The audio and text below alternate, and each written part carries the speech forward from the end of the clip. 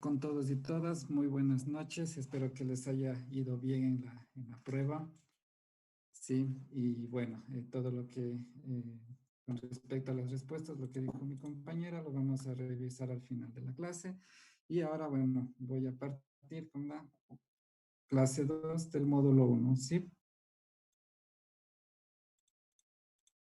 Permítanme compartir, por favor.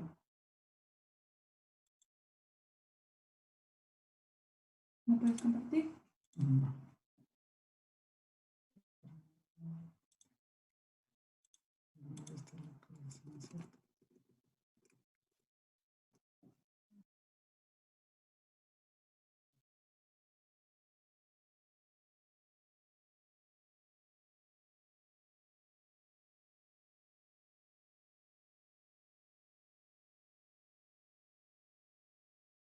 Ya, como les comenté, muchachos, por favor me confirman si se puede ver. Sí, sí se puede ver. Sí se ve. Ya. Bueno, chicos, como les comenté, vamos... espérenme un momento.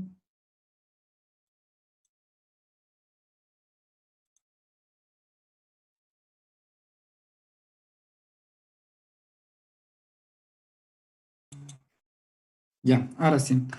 Bueno, vamos a la clase 2 del módulo 1. Vamos en este caso a ver temas como el diseño, las técnicas de plantación, la protección del área reforestada, el manejo de plantas. Aquí va a haber un ejemplo que se hizo acá en el Ecuador también, el protección contra incendios, la rotulación del área reforestada, el momento de hacer el mantenimiento de la zona, la evaluación y el seguimiento de la misma. ¿Ya?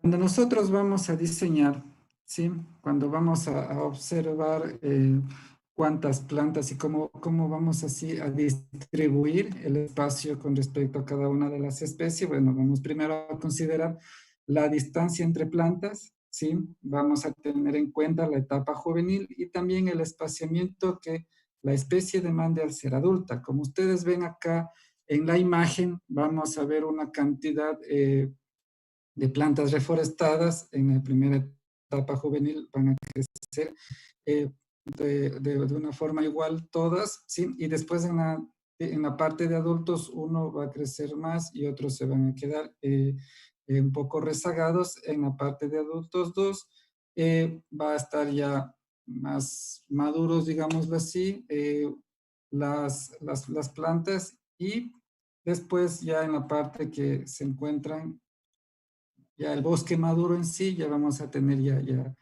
las plantas ya con un crecimiento ya maduro, ¿sí? Entonces, como observamos también, sí, la cantidad al inicio fue, digamos, en este caso de 101 plantas por hectárea y al final se tuvo un resultado, ¿sí? De 600 árboles por hectárea. ¿Ya? Entonces, todo eso tenemos que considerar al momento de diseñarlo. ¿Ya? Y dentro de estos diseños vamos a ver el diseño de marco real. El diseño de marco real, como lo ven acá, es colocar plantas formando cuadrados o rectángulos, ¿sí? Utilizando en terrenos planos con una pendiente menores al 20%, reforestaciones en algunos casos con fines productivos y bueno, se recomienda utilizar este diseño por el manejo que se le puede dar a la plantación, ¿sí? Entonces, como vemos acá hay un ejemplo, ¿sí? De la determinación del número en cuanto nosotros queramos utilizar en forma cuadrada, ¿sí? Entonces, acá se observa la distancia entre hileras y entre plantas de 2 metros, ¿ya? Como vemos acá el cálculo a 10.000 metros cuadrados, utilizamos una cantidad de 2.500 plantas por hectárea. Entonces aquí ya nos da una cantidad, un número de plantas en las cuales debemos utilizar cuando escojamos este diseño. Nos vamos vuelta al ejemplo de si escogemos una parte del rectángulo, si la distancia entre plantas va a ser de 2 metros y la distancia entre hileras va a ser de 4 metros, en las cuales se utiliza ya el mismo cálculo, pero acá se va a reducir casi a la mitad, obviamente por el espacio que ya es doble con respecto a las hileras. ¿Ya? ¿Ya? Otro diseño también que es utilizado es el de tres lobillo, ¿sí? En las cuales estas se colocan formando triángulos equiláteros, es decir, lados iguales, ¿ya? Este arreglo se deberá utilizar en terrenos con pendientes mayores al 20%, ¿sí? Y el diseño se logra, con este diseño, se logra minimizar el arrastre de suelo y a su vez aprovechar el escurrimiento del agua. Vamos acá, ¿sí? Este es la fórmula para determinar la densidad, es decir, como les comenté la vez anterior, la cantidad de árboles a necesitar en esta técnica, ¿ya? Pero acá ya vamos a tener una constante que es el valor de la tangente trigonométrica que siempre va a ser 0.866, ¿ya? Utilizamos de nuevo en este caso, la distancia entre una planta y la otra de 3 metros, ¿ya? Entonces, utilizando el cálculo como lo ven acá, igual a la misma área que estábamos realizando en la parte anterior, tenemos una cantidad de 1.283 plantas por hectárea de acuerdo a este diseño, ¿ya? Entonces, en este diseño de plantación se suele cometer un error en el cual es la distancia entre plantas, ¿sí? Se considera que la distancia entre líneas de la plantación debe seguir igual a la distancia entre árboles y la distancia que existe entre los árboles intermedios es mayor. Es decir, que entre este árbol y este árbol va a crecer, tiene una distancia mayor, entonces se va a ver los espaciamientos y se va a ver una distribución medio deforme, entonces se trata de evitar eso y que, como dijimos la vez anterior, se trata de hacer un triángulo con los lados iguales.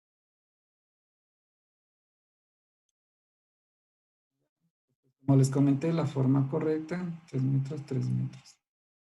¿Ya? Ahora, y plantación y arreglo seleccionado determina la densidad de la plantación, es lo que les acabo de comentar. Este es un ejemplo de entre distancia de entre las plantas, entre las hileras y la densidad, ¿ya? Pero es de acuerdo a cómo ustedes lo vayan a escoger dentro del área reforestal, ¿sí? Entonces estos datos pueden variar, obviamente. Ya, entonces como ya hemos considerado el diseño de mi plantación, la cantidad de plantas que voy a reforestar, entonces voy a considerar al momento, las consideraciones al momento de la planeación. Voy a considerar ciertas cosas, en las cuales la plantación debe realizarse con diferentes herramientas según la técnica, el tipo de planta, los recursos y el personal disponible. ¿Ya? Entonces, como les comenté, este es el de cepa común, ¿sí? En la cual en el paso 1, como observamos, vemos un corte de las raíces, ¿sí? Esto es para que no se, como decirles, no tengan un crecimiento hacia arriba o de forma circular, ¿sí? Y también se le realiza una poda en el follaje lateral para que ayude a crecer de una forma uniforme, digámosles. ¿Ya? Y esto también nos ayuda a evitar un poco la deshidratación de la planta. Entonces, como observamos, en el paso 2 quitamos la funda. En este caso sabemos que tienen fundas negras de plástico. Sí, haciendo obviamente, después de esto, ya, perdonen, una vez que se le haya quitado el cepillón de la funda, sí, se va a hacer una abertura en el suelo. Acá están un poco de distancias, perdón, de datos, en la cual está de 40 centímetros de largo, 40 centímetros de ancho y 40 centímetros de profundidad, en el cual se puede retirar los primeros 20 centímetros en un lado y al otro lado los otros 20 centímetros en donde está la parte más profunda. ¿Sí? Después de esto se pone la parte, los primeros 20 centímetros, que es la tierra más fértil, y de ahí la plantamos a nuestra planta. ¿Ya? Después de eso ponemos los segundos 20 centímetros, que es la tierra menos fértil. Entonces esto nos ayudará a que los nutrientes de la parte de la tierra más fértil pueda consumir la planta, y después se le hace una compactación manual. ¿Ya? El golpe o pico de pala, como vemos en las imágenes, es una apertura en el suelo con un solo golpe, con el palo o pico, creando el espacio en el cual se le coloca la raíz. ¿Ya? Este método es aplicable en aquellos terrenos maleables y que no tengan mucha presencia de piedras. ¿Ya? Ahora, los errores al momento de la plantación es como nunca se debe plantar un árbol con la bolsa de plástico, porque, como lo dice ahí, obstruye el desarrollo de las raíces. También, si la cepa se hace muy profunda y el tallo del árbol queda hundida, esta se va a asfixiar, ¿sí? Tengamos en consideración eso. En caso de que sea poco profunda, las raíces pueden quedar en la superficie, en lo que el árbol pueda deshidratarse. O puede ser el caso de que crezca de forma inclinada, provocando un crecimiento deforme, o simplemente se muere. ¿Ya? De igual forma, como lo dije la vez anterior, cubrir el tallo con demasiada tierra le resta vigor a la planta y le dificulta el acceso también de agua, ¿sí? Porque esto está muy al fondo, ¿sí? Y se va a ahogar la planta, ¿ya? Y en esta puede morir o tener un desarrollo muy lento, muy raquítico. Puede ser que no podamos observar un crecimiento adecuado, ¿ya? Y también acá se debe colocarse una sola planta por cepa, ¿sí? Entonces, en caso de que si se colocan dos en la misma cepa, es probable que las dos logren establecerse, pero compitan por nutrientes, y de igual forma provocando un crecimiento lento y poco aceptable en ambas plantas. ¿Ya? Entonces, una vez que ya tengamos el método ya de plantación definido, pues vamos a tener la idea también de poder proteger toda nuestra área, ¿sí? Entonces, la protección es para evitar la destrucción o el daño de la reforestación por posibles agentes en los cuales podamos controlarlos, en los cuales pueda ser controlados por el hombre, ¿ya? Entonces, primero, ¿qué es lo que debemos hacer? Bueno, identificar un posible agente causal del daño. ¿Ya? Esto quiere decir contra los animales que podemos observar, y para estos animales hay tres tipos de protección de acuerdo a los tamaños de animales. ¿Ya? Entonces, en este caso vamos a ver los animales de porte mayor. En este caso es el ganado vacuno, el equino, y que se puede controlar con cercados de 3 a 4 líneas de alambre. Como vemos en la imagen, allá se está retirando, ¿sí? Un caballo, porque ha ingresado a esta zona y se está consumiendo todas las plantas que se han sembrado. ¿Ya? Los animales de porte medio, como observamos ahí, es el ovino, y sobre todo el caprino causa más daño por su enorme capacidad digestiva y su dieta multiespecífica. ¿Ya? Entonces, de acá nos vamos a los animales de porte bajo, ¿ya? Estos animales silvestres son como conejos, liebres, ciervos y algunas especies de aves, entre otros, ¿ya? Entonces, de acuerdo a esto, son lo que nosotros debemos idear la protección correcta para toda nuestra área reforestal, ¿ya? Con respecto a los tipos de cerco, tenemos el cerco de piedra, ¿sí? Esto es para superficies menores a 5 hectáreas. Se debe utilizar las piedras de la zona y el mantenimiento continuo, y requiere mucha mano de obra. Estos ya casi no se están realizando por el mismo hecho de que es mucha mano de obra, la cantidad de piedras es bastante cantidad. Entonces, de igual forma, el mantenimiento continuo también es otro, pongámoslo como que un gasto, sí, porque todo esto se debe considerar mientras ustedes realizan todo el tema de gestión o planeación, el diseño, el tipo de protección, etcétera. Entonces, como vemos, este es un cerco de piedra, ¿sí? Entonces, ahora, es otro tipo de cerco, es el cerco de alambre de púas, que comúnmente lo observamos en todas las áreas cuando lo quieren cercar, ¿sí? Entonces, este es rígido. Bueno, este cerco, ¿sí? Tiene una corta distancia entre postes.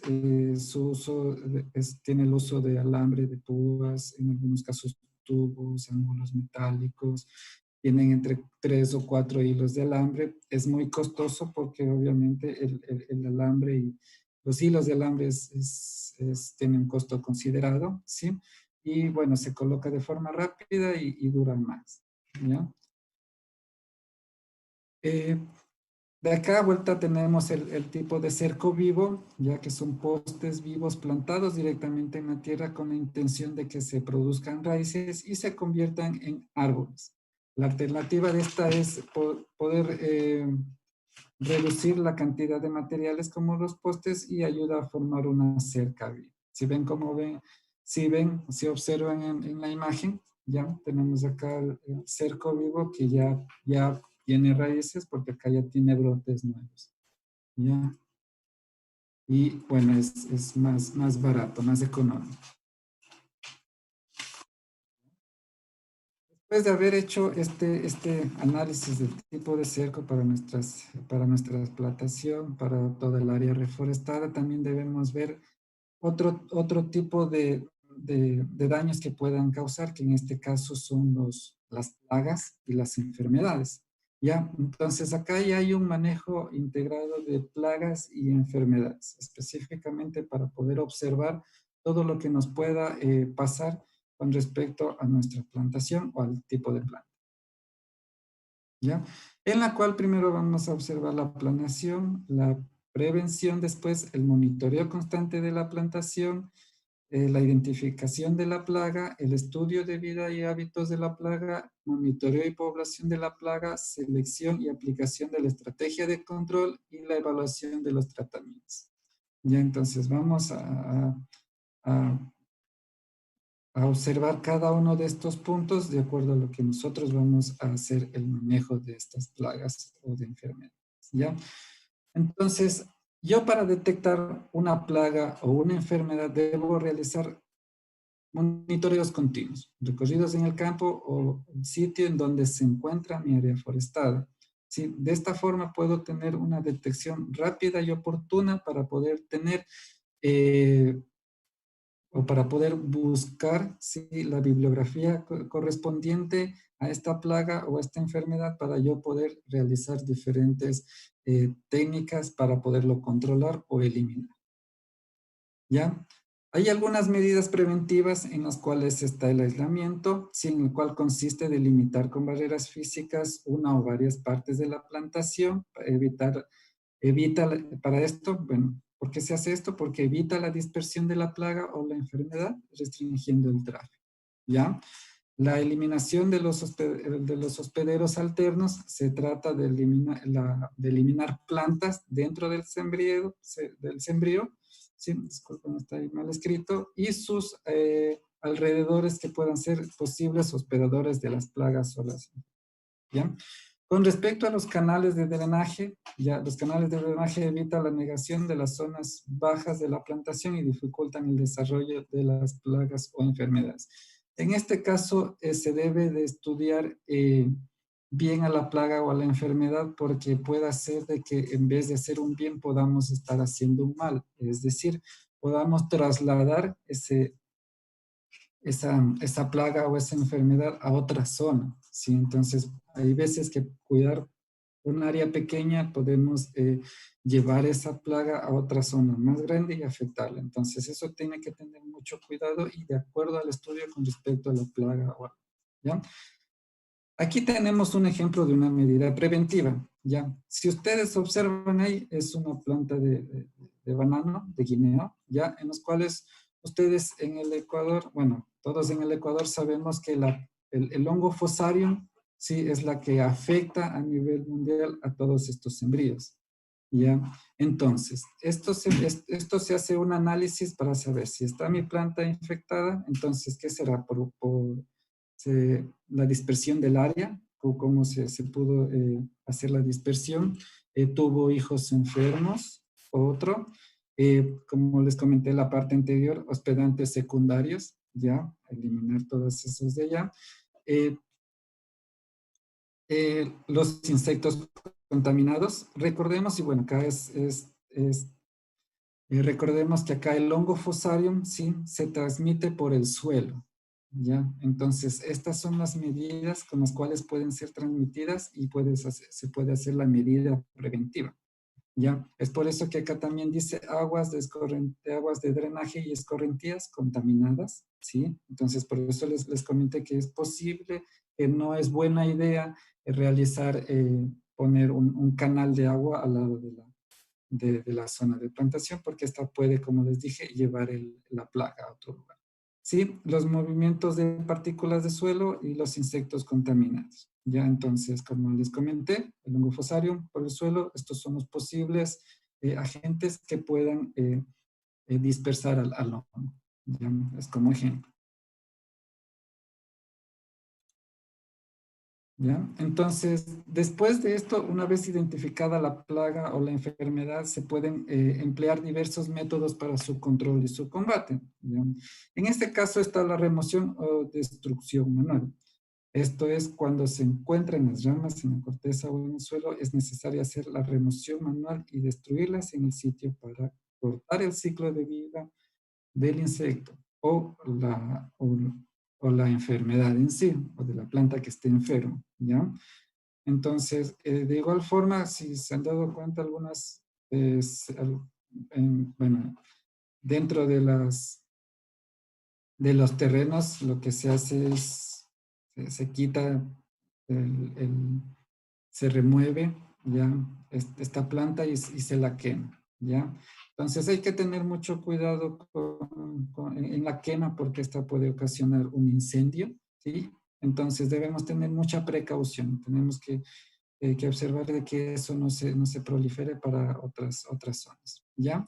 La tala de salvamento es la eliminación total del arbolado en una o más áreas para erradicar la plaga o enfermedad, focos de infección, ¿sí? Los árboles derribados y el material secundario se deben tratar en el sitio, ¿ya? Es decir, si yo veo un área, bueno, una gran cantidad de árboles que se encuentran con bastante plaga o están muy enfermas, las debo de talar todos, talar porque no queremos que se siga eh, esparciendo la plaga o la enfermedad, ¿sí? Por otro lado también, bueno, en este caso que no sea tan grave, tenemos la poda sanitaria, ¿sí? En la cual es la remoción de las partes del árbol en las cuales hayan sido infectados por plagas o enfermedades. En este caso se debe ser un poco selectivo y ver qué tipo de plaga o enfermedad está dentro de este árbol, ¿ya? Otras medidas de control también que se puede realizar, ya, con respecto a estas, es el control etológico, echar el comportamiento de la plaga mediante estímulos de uso de feromonas sexuales de agregación o antiagregación, atrayentes en trampas y celos repelentes de inhibidores de alimentación, entre otros. Ya, el ejemplo como les podría poner el más básico es el atrapamoscas, ya que tiene, los atrae y se quedan pegados. Entonces, más o menos es así la idea de este control etológico. También el control biológico es una medida de control en el cual regula el organismo por medio de otro, ¿ya? El control por conservación consiste en conservar y promover la supervivencia y reproducción de los animales naturales de los enemigos, perdón, de los enemigos naturales nativos presentes en la plantación, con el fin de ampliar su impacto sobre las plagas. En esto también se tiene que tener mucho cuidado porque no debemos hacer que el propio enemigo nativo se empiece a formar una plaga, ¿ya? Entonces, eso también tenemos que tener mucho cuidado con respecto a poder utilizar este control biológico por conservación, ¿ya? Después de esto también es lo que se hace otra medida con otra medida de control con respecto al control químico, ¿ya? Pero esta no se recomienda llegar a estos extremos, digámoslo así, ¿sí? Porque el mismo contaminante químico reacciona en la naturaleza de otra forma, haciéndose más contaminante, digamos, ¿ya? Aseverando más los compuestos químicos. Entonces puede hacer que salvemos unas plantas, pero matemos a otras. Y esa no es la idea. ¿Sí? Pero en todo caso, si es muy extremo, si es algo que en realidad se nos escapa de todos estos controles, bueno, debemos ver qué sustancias químicas o biológicas sea.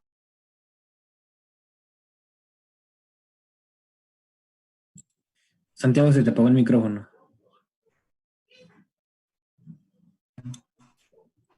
Perdón, ¿me pueden saber hasta dónde me quedé sin palabras? ¿O desde ahí? Ya, entonces... Nos comentaste de referente al control químico que podría atacar a otras especies. Ya, sí. Entonces, control químico, por lo que les dije, esto no se quiere, no se requiere llegar a estos extremos. Por lo más que todo, como les comenté, podemos salvar una especie de planta, pero podemos matar a otras especies. Y como les dije, ver qué sustancia química es, seguir todas las normas de seguridad de la misma, usar los plaguicidas en forma sensata y racional, utilizar los plaguicidas como oportunidad de aplicación, ¿sí? Y utilizar productos selectivos, o sea que esto también debe de ser muy, muy, muy estudiado, ¿sí? Y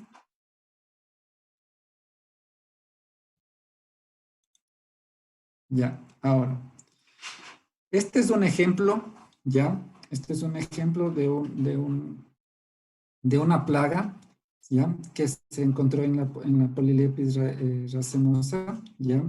Esto se realizó en un área experimental en el Toacaso, que se encuentra en el Toacaso, el Tanicuchi y el Pastocalle. Se localiza en el centro norte de la provincia del Cotopaxi, entre los cantones Latacunga y Saquicil, ¿ya? Entonces, ¿qué plaga encontraron? Pues encontraron el anelástica, el AG elástica, perdón, alni, ¿ya?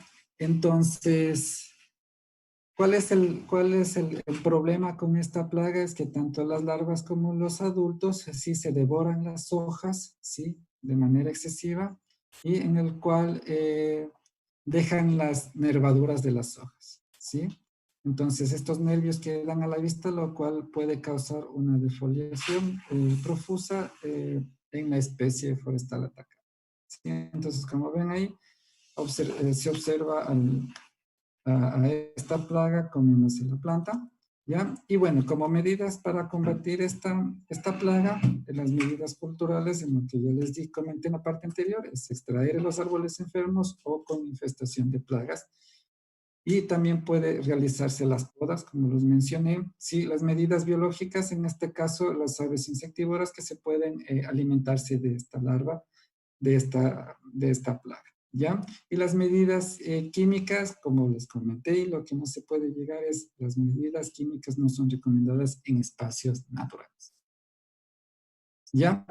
La protección, ya una vez que ya tengamos toda nuestra área, ya hemos visto todos estos aspectos, debemos realizar también una protección contra los incendios, ya porque esto es de alta consideración en materia de reforestación, ¿sí? La práctica para la prevención de incendios es una abertura de un contrafuego, como ven en la imagen, ¿sí? Que tiene líneas o franjas de 2 a 3 metros de ancho, ¿sí? Y bueno, se lo va a limpiar o se lo va a rehabilitar cada 3 años. Las líneas negras también es otro modelo de protección, que es la limpieza de la vegetación forestal mediante el uso planificado del fuego. Pero esta casi no se utiliza y es muy, muy peligrosa, ¿sí? Y de acuerdo a esto también se requiere bastante planeación, ya que se necesita equipos de bomberos, el personal que se encuentra ahí. Estos casi no son muy utilizados, sí, pero es bueno, es una protección también porque se quema la zona, se deja desnuda la tierra y en sí no se puede proliferar más en caso de que haya un incendio, no puede proliferar el fuego. ¿Ya? Y de ahí vamos a ver la rotulación del área reforestada. Sí, debemos indicar el proyecto del área, ¿sí? El proyecto de reforestación, ya en el cual debe incluir información como superficie del la superficie plantada, perdón, los especies utilizadas, el año de establecimiento, dependencias responsables, advertencias y a quién debe reportarse si hay alguna emergencia. ¿Sí? Y bueno, estos rótulos deben elaborarse con material durable y pintura que sea resistente a las condiciones climáticas de la zona. ¿Ya? Como les comento, el mantenimiento es para favorecer el desarrollo y el crecimiento de las plantas, ¿sí? En el cual se realiza el control de malezas, como ya hemos dicho las veces anteriores, es eliminar vegetación no deseable. Después de esto, dentro del mantenimiento, la fertilización, es la utilización de ciertos abonos. También hay que tener un previo estudio con respecto a estos abonos para poderlos distribuir en la zona. Las reposiciones de plantas muertas, es decir, ver qué plantas están muertas, cabe la redundancia, y poderlas cambiarlas. Y las podas, ¿sí? Las podas, la eliminación de las ramas que facilitan el acceso a las áreas de supervisión y mantenimiento. ¿Ya? Entonces, también hay otro que son los aclareos, que remueve un número, es la remoción de un número determinado de árboles en la etapa de desarrollo de plantación propicia mejores condiciones de crecimiento con mayor calidad en el arboleado destinado a la obtención de materias primas. Bueno, en este caso es la eliminación de árboles que no se han desarrollado bien, en las cuales se los retira, ¿sí? Y como vemos, dejamos los árboles que han tenido un crecimiento más efectivo y con hojas muy frondosas, ¿sí? ¿Ya? Y después de esto nos vamos a la evaluación y al seguimiento, ¿ya? Entonces vamos a evaluar la sobrevivencia, ¿sí? Vamos a ver cómo está el aspecto en sí de las plantaciones, ¿ya? Entonces, dentro de la evaluación y el seguimiento vamos a hacer la estimación de la sobrevivencia. Esto quiere decir los árboles que están vivos con respecto a todos los árboles que hemos plantado, ¿ya? Entonces acá hay un cálculo, una fórmula en la cual es con respecto al número de plantas vivas en el sitio que estamos muestreando, con respecto a las plantas vivas y a las plantas muertas, perdón, en el sitio de muestra, ¿sí? Esa es una. La otra es la evaluación del estado sanitario, es con respecto a los árboles sanos, ¿sí? O sea, es con respecto, son los árboles sanos con respecto a los árboles vivos de la plantación, ¿sí? Cuando no presentan daños por plagas, síntomas, enfermedades o en cualquiera de sus estructuras. Entonces, esto se realiza mediante la siguiente fórmula que vemos a continuación, que dice que es el número de árboles sanos en el sitio de muestreo con respecto a los árboles vivos con respecto al sitio de muestreo. Y obtenemos un porcentaje. ¿Ya? Y también se observa la estimación del vigor de la plantación, ¿sí? Entonces acá es la proporción de órganos vigorosos del total de los árboles vivos, ¿ya? El vigor se clasifica de la siguiente forma: bueno, cuando tiene un follaje denso de color verde intenso, y una amplia cobertura en la copa, y regular cuando el árbol muestra un follaje menos denso, color entre seco, amarillento y follaje medio, ¿ya? Esto más que todo es de observación. De igual forma es el número de árboles vigorosos en el sitio de muestreo para los árboles vivos en el sitio de muestreo. Entonces ahí ya nos da una estimación de la cantidad de plantas vigorosas. ¿ya?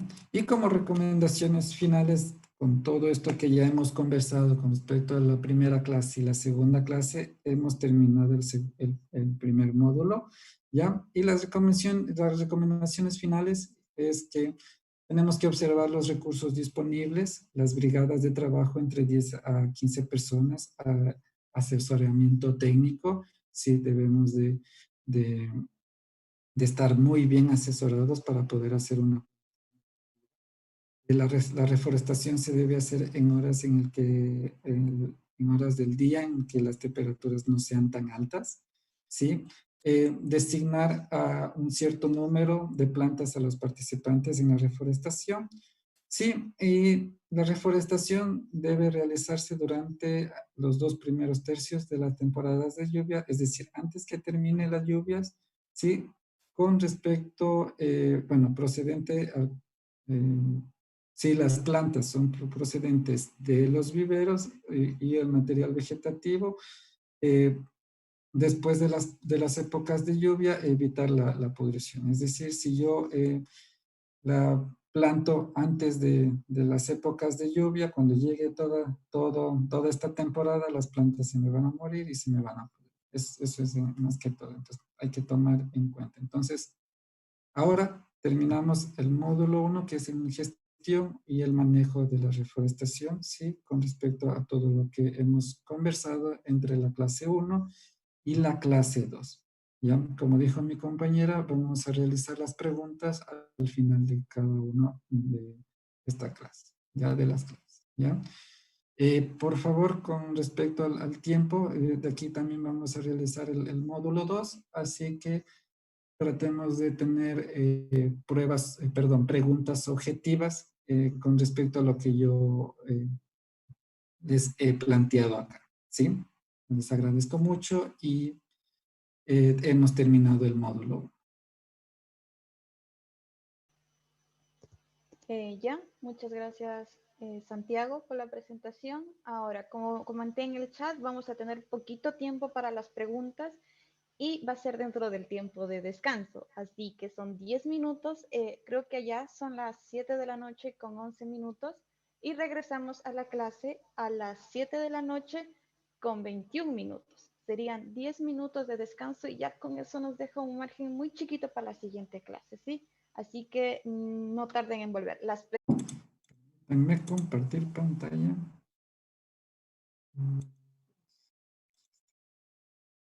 ¿Ya?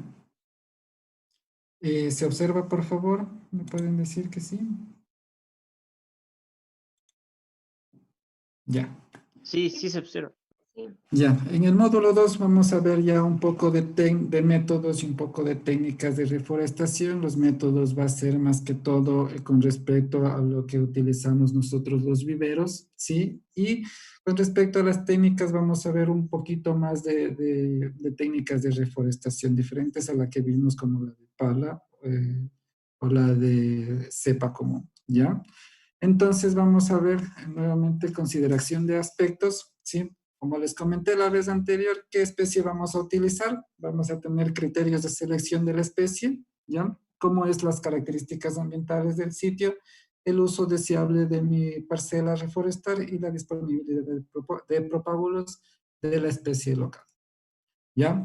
Ahora, dentro de las características ambientales del sitio, vamos a ver la similaridad ambiental, ¿ya? Esto vamos a observar con respecto al tipo de suelo, ¿ya?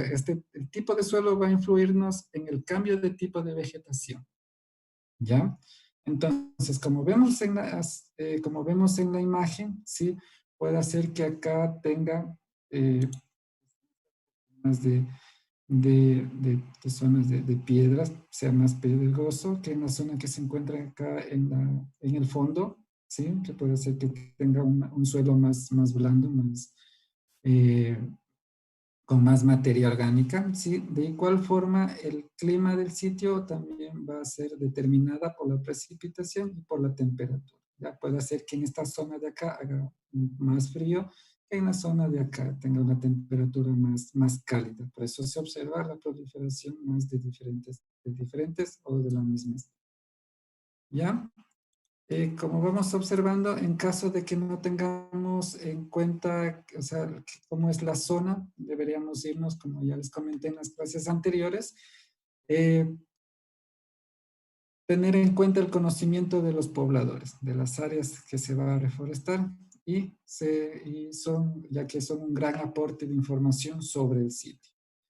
¿Ya? Entonces, sigamos con lo que las características ambientales del sitio no es recomendable escoger especies de vegetación primaria para reforestar sitios muy degradados porque tienen un crecimiento lento, condiciones ambientales estables y con menos limitaciones. Es decir, si yo ya tengo mi planta, mi árbol, mi vegetación que ya ha pasado por diferentes periodos del clima en la cual se adaptó a esa zona y nosotros llevarlo a una zona en la cual empiece de nuevo, empiece otra vez a pasar estas etapas, puede hacer que nuestra planta o no crezca o muera o simplemente se seque, ¿ya? Pero también hay excepciones, es posible encontrar excepciones, ¿ya? Esto quiere decir que su plasticidad genética le permite establecerse en diferentes condiciones ambientales. Es decir, esta plasticidad genética es la que le permite establecerse en medios con condiciones ambientales diversas, ¿ya?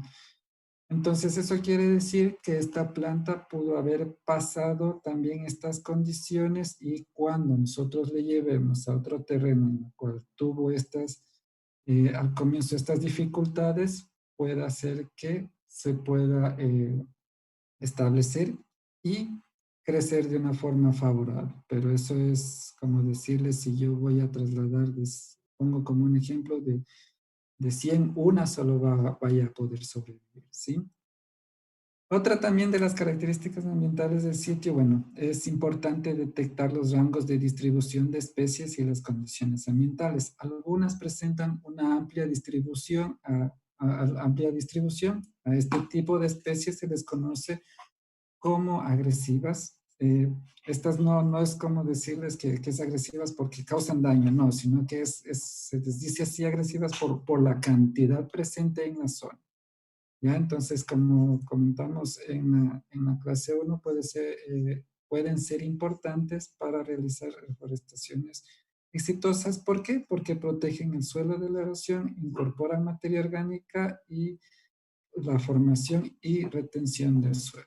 ¿Sí? Entonces, estas nos pueden ayudar en el suelo, en la zona. Ya, ahora, el uso deseable de las parcelas a reforestar, podemos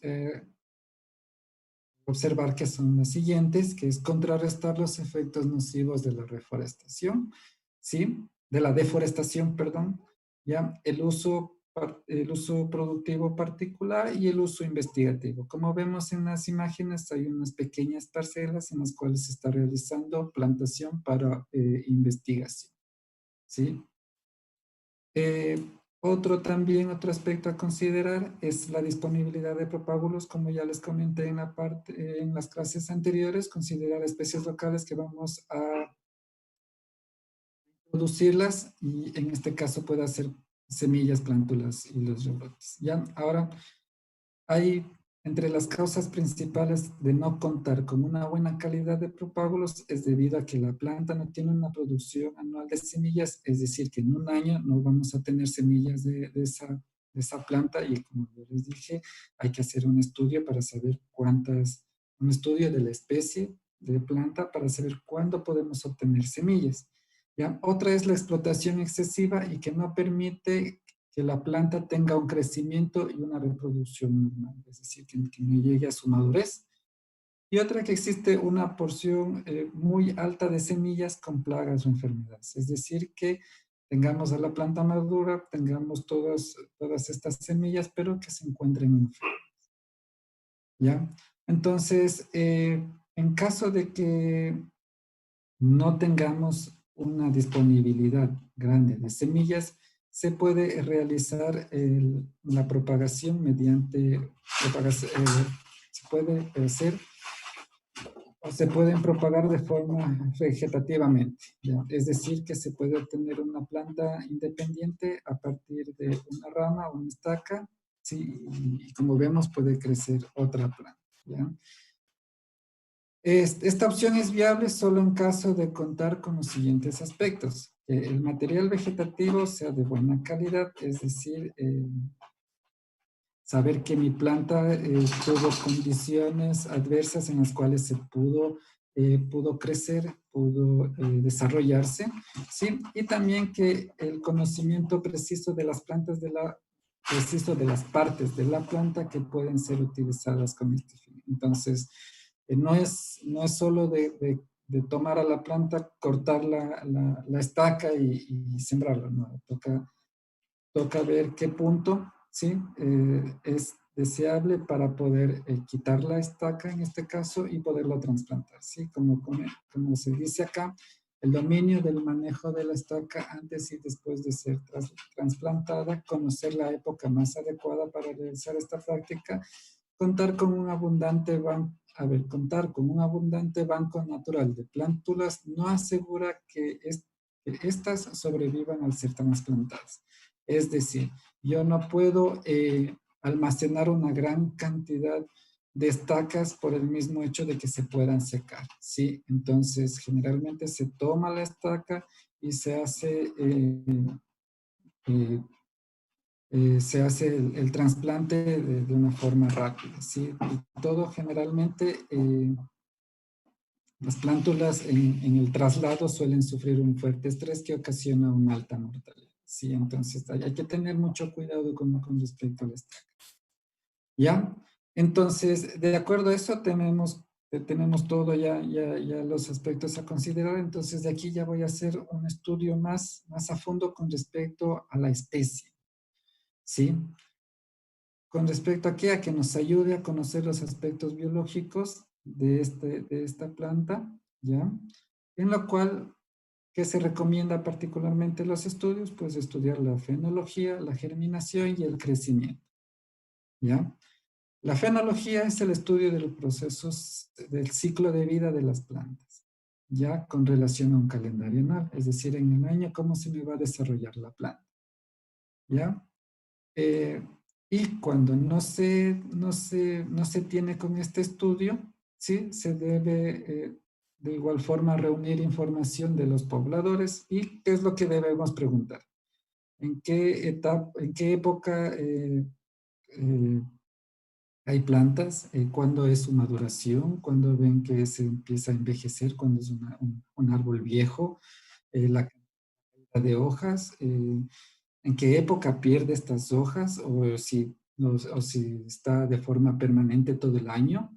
Los periodos de floración y las épocas de reproducción de frutos. Entonces, estos puntos son los que se deben de preguntar para tener una idea de poder obtener ya sea semillas o tener un tiempo o una época para la obtención de estacas.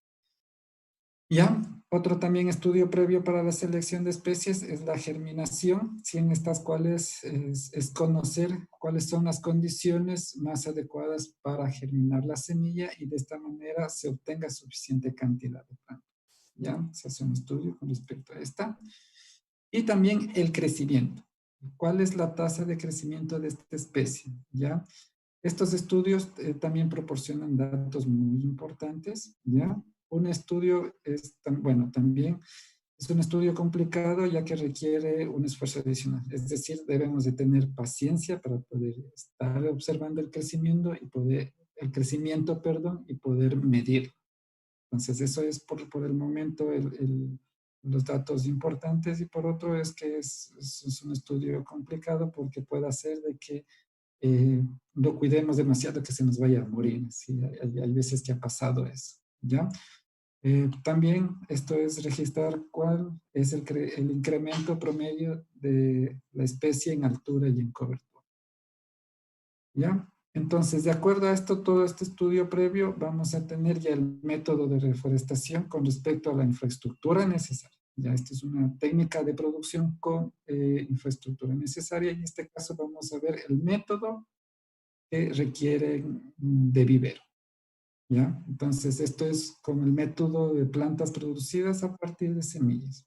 Es lo ventajoso de esto es que podemos seleccionar las especies y variedades, combinar especies, controlar la densidad, el esparcimiento y la distribución espacial de las plantas dentro de las parcelas, ¿sí?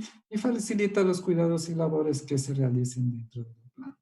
Entonces, estas son las ventajas que tenemos dentro del método que requiere en vivero, ¿sí? Para su puesta en práctica es necesario conocer lo siguiente, como les comenté, la época de colecta de semillas, la técnica de almacenamiento y preservación de semillas y el tipo de latencia presente en la semilla y formas de romperla. Más adelante vamos a ver la parte de la latencia de las semillas y la forma de almacenar. ¿Ya? La capacidad y velocidad y tiempo de germinación de las semillas, los métodos de siembra de la semilla en sí, o sea, cómo vamos a plantarlo directamente o en pequeños contenedores, ya que más adelante les indicaré. Sí, y el tiempo necesario para obtener las plántulas de talla, es decir, el tiempo necesario en que la planta ya esté lista para llevarlo a nuestra área reforestal. ¿Ya? Otro también, como les comenté, es el de los propágulos producidos vegetativamente. Sí, esto es por lo que no tenemos muchas semillas, ¿ya? Las ventajas de esto es que permite contar con plantas de características conocidas, es decir, yo conozco esta planta, se la ha cuidado y ha tenido un crecimiento óptimo, yo voy a tener una estaca de esa planta. También construye una alternativa cuando la disponibilidad de semillas y su calidad son críticas, como los mencionamos anteriormente. Están enfermas o tienen plagas. ¿Cuál es la dificultad? Y lo que he comentado con respecto a este método es que no es muy sencilla, depende de la elección de la estaca y de la técnica y dominio que tenga la persona para poder quitar esta parte de la planta, para después lograr lograr un tiempo de experimentación, es decir, para que después pueda observar si se empiezan a salir las raíces, ¿ya? Como comenté, se necesita mucho cuidado, sobre todo en la etapa de enraizamiento, perdón, y demanda mayor tiempo. O sea, hay que cuidarlo y hay veces que no pueda generar una raíz muy rápido, ¿ya? Baja capacidad de adaptación, sí, y es recomendable introducirlas en condiciones ambientales similares a las que se encontraba la planta en donde se obtuvo ¿ya? Otro método que en este caso ya no requieren de vivero es el método de siembra directa de la semilla en el terreno, ¿ya? Entonces, es lo que debemos tomar en cuenta, que el suelo con textura franca, de buena aireación y permeabilidad de agua, ¿sí? La profundidad de por lo menos unos 50 centímetros y que tenga una buena preparación, es decir, que esté removido y esté libre de malezas, ¿ya? El suministro de agua por lo menos en la época de germinación por la precipitación, por las lluvias o por el riego, ¿ya? Las semillas se deben sembrar en la época más adecuada antes de que lleguen las temporadas adversas, es decir, sequías o heladas, ¿ya? El porcentaje de germinación de las semillas antes de la siembra, ¿sí? Debemos observar cuánto porcentaje va a germinar, ¿ya? El tipo de latencia y la semilla si es de buena calidad, ¿ya? Ahora, algo importante en esto que este método no permite obtener ni la densidad de las plantas deseadas ni un espaciamiento homogéneo eh, de las plantas al momento de nosotros revisar cómo se han distribuido estas semillas. Ya como vemos acá un ejemplo, sí, esto es uno que se está realizando recientemente, es que se hacen las bolas de semilla o las bombas de semillas que se saben llamar o determinar así. Entonces esto se utiliza con arcilla, con tierra para plantación y la semilla con un poco de agua. Entonces estas se remojan, se le pone la semilla en el centro y se la envía al terreno. Y ahí estas crecen. Ya, Otro método también de reforestación es con renuevo nuevo, y este es el último. Vamos a quedar aquí por el momento para que siga las indicaciones mi compañero. Sí, entonces este método de reforestación con renuevo natural de bosque es obtener el material que se propaga de las plántulas que se encuentran en el bosque. Es decir, la plantita que se encuentra en el bosque, yo voy a llevarlo a otra zona. Ya, las plántulas deben obtener de sitios boscosos en donde se encuentra una gran cantidad de plántulas, ya, es decir, donde veamos que hay un gran número de plantitas dentro de, o sea, de plantas que están recién brotando, ¿sí? Las plantas se deben obtener con cepillo y no exponer al aire las raíces de las plántulas. Menor tiempo posible entre su extracción y su trasplante por los motivos anteriores, ¿sí? Y las características del sitio deben de ser similar a donde yo obtuve la planta, ¿sí? El trasplante del suelo se encuentra, bueno, para el trasplante debemos observar que esté bien húmedo, como les comento y les sigo reiterando, la limpieza de maleza y el exceso de cobertura. Sí, pero ¿cuál es lo complicado de este método? Que no son muy satisfactorios porque las plántulas obtenidas tienen problemas de adaptación y en consecuencia una alta mortalidad. Es decir, que si yo obtengo una planta de esa zona donde está el bosque y yo llevo a otra zona donde no hay bosque y empiezo a que se prolifere esa especie, pueda hacer que muera, ¿sí? Porque eh, ya tuvo todo este tiempo de germinación y todas estas adversidades para poder germinar. Y si es que yo lo llevo a otra zona para que de nuevo trate de crecer, puede ser que no se adapte y muera, ¿sí? Entonces ya va a ser tiempo invertido y va a ser mano de obra también desperdiciada, ¿sí? Entonces, quedamos hasta aquí en el módulo 2, ¿sí? Quedamos hasta esta parte de la clase y mañana empezaremos terminando el módulo 2 y empezando el módulo 3, ¿sí? Y de ahí, bueno, seguiremos viendo las indicaciones de mi compañero. De aquí les agradezco una vez más por haberme escuchado y haberme tenido paciencia. Y bueno, también las preguntas, por favor, ¿sí? En este caso, me las hacen de forma interna o, bueno, mi compañera para saber si los puedo revisar al aire. Entonces, les agradezco mucho y bueno, nos quedamos hasta aquí en esta clase, ¿sí? Santiago, muchas gracias por la intervención. Por esta ocasión, necesito dar las indicaciones, es sumamente importante, así que nos vamos a quedar hasta aquí. Vamos a darles la oportunidad de revisar la clase para el día de mañana y el día de mañana podemos partir con las preguntas que tengan, ¿sí? Y nosotros continuaremos con la clase, ¿sí? Así que las preguntas, anótenselas en un cuaderno, en el celular, grábense un audio y mañana las preguntamos abiertamente. Ahora voy a proceder a explicar